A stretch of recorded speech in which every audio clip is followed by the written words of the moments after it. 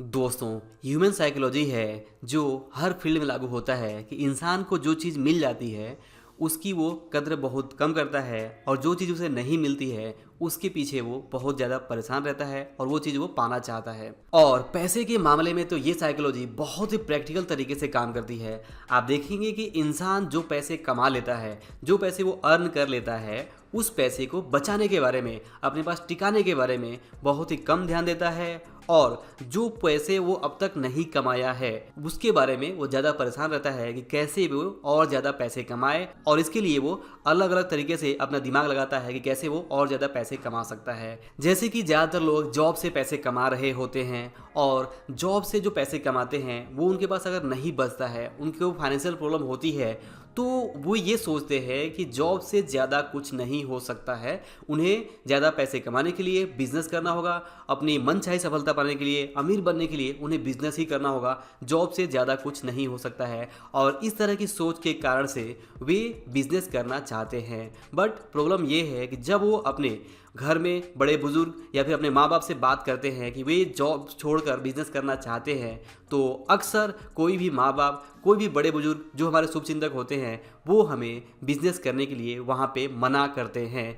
और आज के इस वीडियो में मैं आपसे इसी बारे में बात करने वाला हूँ कि ऐसा क्यों होता है कि जब आप बिजनेस करना चाहते हैं तो आपके शुभचिंतक, आपके माँ बाप, आपके घर में जो बड़े बुजुर्ग होते हैं वे आपको ज़रूर टोकते हैं, आपको रोकते हैं कि आपको जॉब छोड़कर बिजनेस करने के बारे में जल्दबाजी बिल्कुल भी नहीं करनी चाहिए।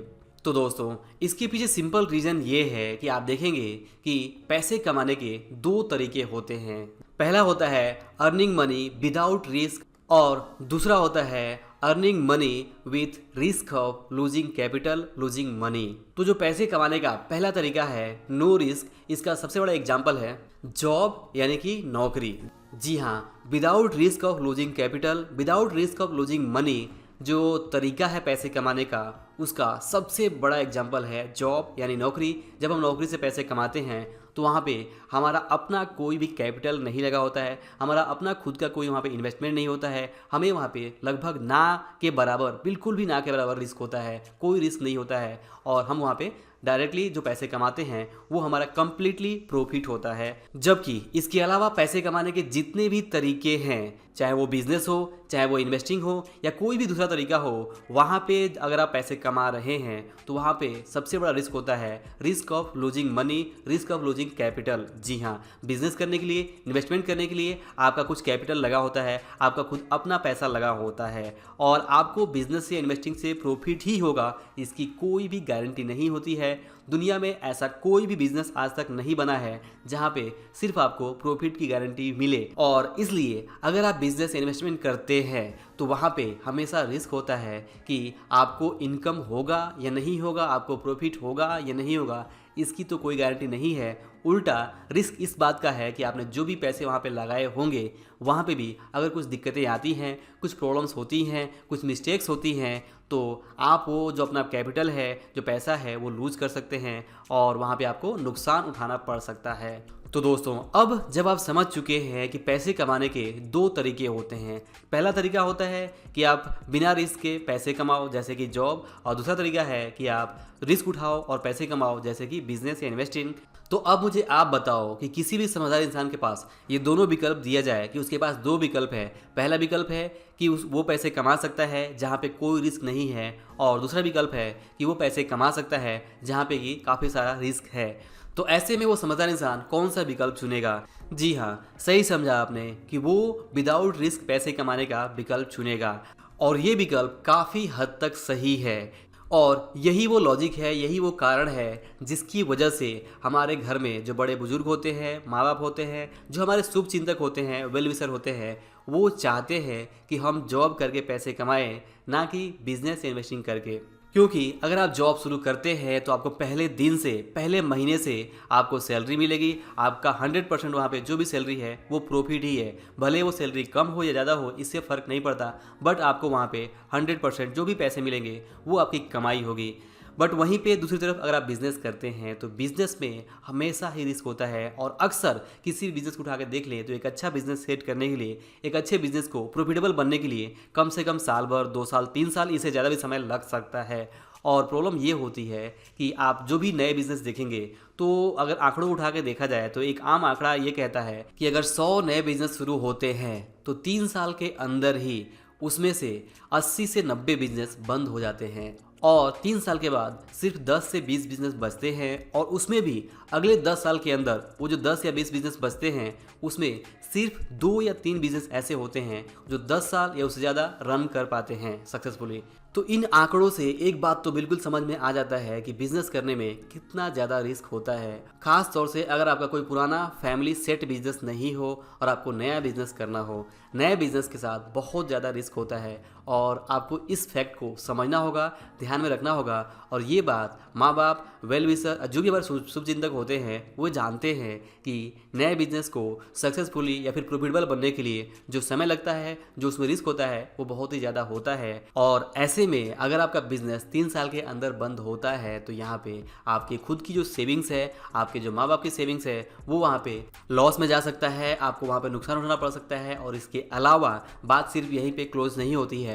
अक्सर कोई बिजनेस अगर बंद होता है तो उस बिजनेसमैन के ऊपर काफ़ी सारा कर्ज भी होता है, क्योंकि बिजनेस को चलाने के लिए बिजनेसमैन अंतिम दांव तक प्रयास करता है और इसके लिए अगर उसके पास फंड कम पड़ते हैं तो वो अपने आसपास जो भी सोर्सेज होते हैं वहाँ से वो उधार लेता है, बैंक से भी लोन लेता है। और अक्सर अगर उसका बिजनेस फेल होता है तो खुद की सेविंग्स तो वहाँ पे जाती ही जाती है, बाद में वहाँ पे उसके ऊपर कर्ज भी हो जाते हैं और बाद में कोई दूसरा काम करके, कोई दूसरा जॉब या बिजनेस करके उसको जो पुराना नुकसान है, जो पुराना कर्ज है वो चुकाना पड़ता है।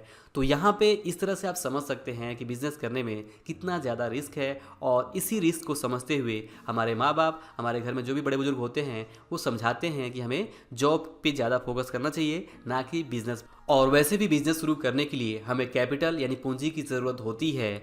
और आप देखेंगे कि माँ बाप अक्सर बच्चे को जब पढ़ाते हैं उसकी क्लास 1 से क्लास 10 तक की पढ़ाई और आगे हाई स्कूल, कॉलेज, ग्रेजुएशन या जो भी इंजीनियरिंग है या जो भी अलग अलग डिग्री है उसकी जो पढ़ाई होती है उसमें भी अच्छा खासा इन्वेस्टमेंट कर चुके होते हैं। और इतना सारा पैसा लगाने के बाद से उनके पास और भी एक्स्ट्रा पैसे नहीं होते कि वो आपको और पैसे दे सके बिजनेस करने के लिए। फिर भी आप किसी तरह से जिद करते हैं, आप उनके ऊपर हावी होते हैं, कन्विंस करते हैं कि नहीं, आप में कुछ अलग बात है, आप बिजनेस कर लेंगे।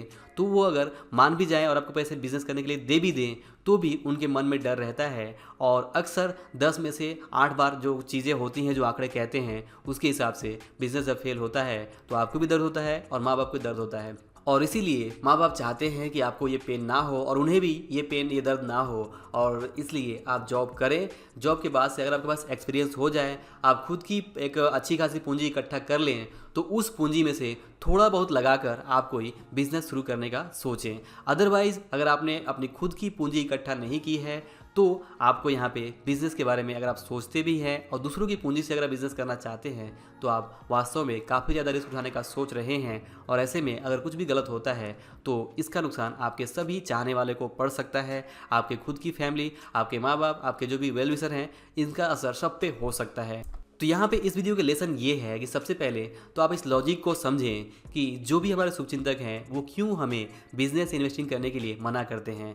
तो उसके पीछे कारण वही है जो हमने पहले देखा कि यहाँ पे रिस्क बहुत ज़्यादा होता है। और जब आपके पास विदाउट रिस्क पैसे कमाने का विकल्प है, मतलब नौकरी एक आपके पास है, तो आपको उसी पे फोकस करना चाहिए। यही बात वो समझाना चाहते हैं।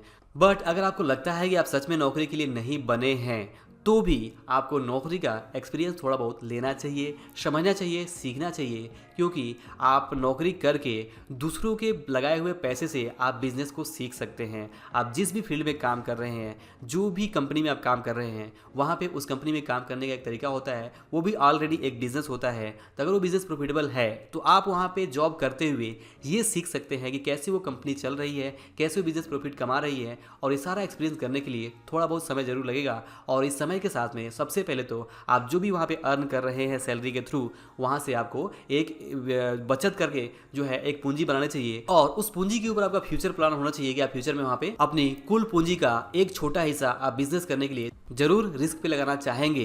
क्योंकि इसमें कोई शक नहीं है कि बिजनेस या फिर इन्वेस्टिंग करने से आपको ज़्यादा प्रॉफिट हो सकता है। बट ज़्यादा प्रॉफिट के चक्कर में इस बात में कोई भी समझदारी नहीं है कि आप जो भी पैसे कमाए हुए हैं उसे भी गंवा दें और अपने माँ बाप के पैसे भी वहाँ पे गंवा दें। और दोस्तों एक और बहुत ही इंपॉर्टेंट लेसन है कि अगर आप जॉब करके पैसों की बचत नहीं कर पा रहे हैं और अपनी फाइनेंशियल प्रॉब्लम को सॉल्व नहीं कर पा रहे हैं तो आप इस बात को भूल जाइए कि आप बिजनेस करके अपनी पैसों की प्रॉब्लम को सॉल्व कर सकते हैं। ऐसा नहीं हो सकता है। अगर आपके अंदर फाइनेंशियल डिसिप्लिन नहीं है, जैसा कि मैं बार बार अपने वीडियोज़ में बताता हूँ, तो आप ना तो जॉब से और ना ही बिजनेस से अच्छे पैसे कमा सकते हैं। फाइनेंशियल डिसिप्लिन आपको दोनों जगह ही चाहिए, चाहे आप जॉब करें चाहे आप बिजनेस करें। फाइनेंशियल डिसिप्लिन के बगैर आपके लिए चाहे जॉब हो चाहे बिजनेस हो सक्सेसफुल होना आसान नहीं है। तो इसलिए आप इस भ्रम से दूर रहिए कि जॉब गलत है और जॉब से आप अपनी किस्मत नहीं बना सकते, जॉब से आप ज़्यादा कुछ हासिल नहीं कर सकते। अगर आपकी बात सही भी है कि जॉब से अगर ज़्यादा कुछ हासिल नहीं किया जा सकता, तो ये भी उतना ही सच है कि बिजनेस करके भी आप बहुत ज़्यादा कुछ हासिल कर पाएंगे, इसकी कोई गारंटी नहीं है। तो गारंटी जैसी कोई चीज़ ना तो जॉब में है ना ही बिजनेस में है। बस आपको अपने आप को डिसिप्लिन रखने की ज़रूरत है, तो ही आप चाहे जॉब करेंगे चाहे बिजनेस करेंगे, दोनों ही जगह आप सक्सेसफुल हो सकते हैं। आप मन चाही सफलता हासिल कर सकते हैं, आप फाइनेंशियल फ्रीडम दोनों जगह ही हासिल कर सकते हैं। असली पॉइंट है आपके अंदर फाइनेंशियल एजुकेशन, फाइनेंशियल इंटेलिजेंस होना चाहिए, समझदारी होना चाहिए, डिसिप्लिन होना चाहिए कि आपका पैसे कमाने का प्लान क्या है, जो पैसे आप कमा रहे हैं उसे आप किस ढंग से मैनेज कर रहे हैं। तो दोस्तों आई होप कि आपको इस वीडियो से एक इंपॉर्टेंट फाइनेंशियल लेसन जरूर समझ में आया होगा। अगर वीडियो पसंद आया हो तो लाइक और शेयर जरूर करें। अगर चैनल पे नए हैं तो सब्सक्राइब करें, बेल आइकन प्रेस करें ताकि आप आने वाले इंपॉर्टेंट वीडियोज़ की अपडेट ना मिस कर सकें। और अंत में इस वीडियो को पूरा देखने के लिए, हमारे साथ जुड़े रहने के लिए आप सभी का दिल से बहुत बहुत धन्यवाद।